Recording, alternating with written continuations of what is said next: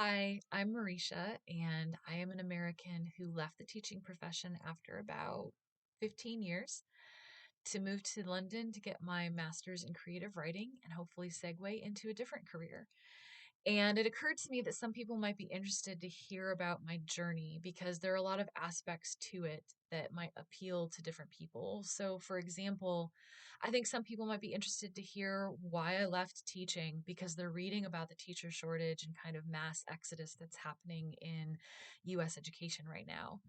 Other people might be interested in the study abroad experience, either in general or US versus UK, or maybe what it's like to be a mature student studying abroad versus doing it in your 20s, because I've done both and they are different.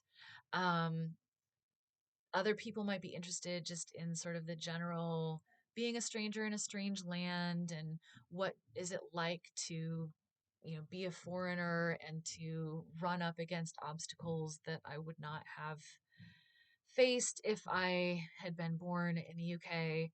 um, and still others might be interested in just sort of general cultural differences between the US and the UK. So I'm going to make a series of videos talking about all of those things and more. And I will probably start at the beginning with why I left teaching and move sort of chronologically through my process of, okay, well, then why did I decide to come to the UK instead of just staying in the States or going to Canada or something? And then, how was I able to afford it on a teacher's salary? I'm sure there are a lot of people who are curious about that because I did take a year off. I did not work while I was studying, and I'm, of course, paying international fees, and I'm living in London. And so I'm sure there's a lot of people curious about that. And I hope with that video that I encourage people to, if not, move abroad or study abroad, at least travel, understanding that it is more affordable than you think it is.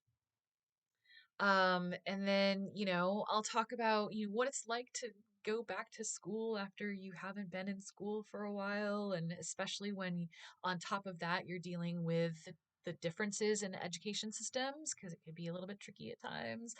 Um, and then, have a series about some of the cultural differences and some of it, sort of really lighthearted and dumb, stupid little things like vocabulary differences. I do not want to talk about chips versus crisps versus fries because I feel like everyone who ever does a UK US thing brings that up and everybody knows about it and has been done to death. So I'm going to try to stick to things that have not been talked about as much, I think. And I'm hoping that I can recruit some of my British friends to help with some of the cultural things. And some of those videos might be more serious as well. There's definitely some more serious cultural differences. And I will probably make a video at some point of, what does the UK do better versus what does the US do better, because they both have their strengths and their weaknesses. And I'm guessing that there are some people who'd be interested to hear what it's like to be specifically an American abroad during this current political climate. You know, what is getting reported in other countries and how are we perceived? How am I treated when people find out that I'm American?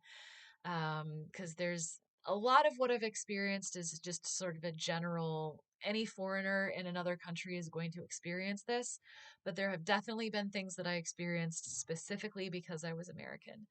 Um, and so, yeah, I'll talk about all of those things. And I'm hoping that I'm right and that people are interested in this and that I can build an audience who will then ask me to do other videos about things that maybe I hadn't even thought of. Maybe they want advice on something or want to hear about some specific aspect of culture that I haven't talked about.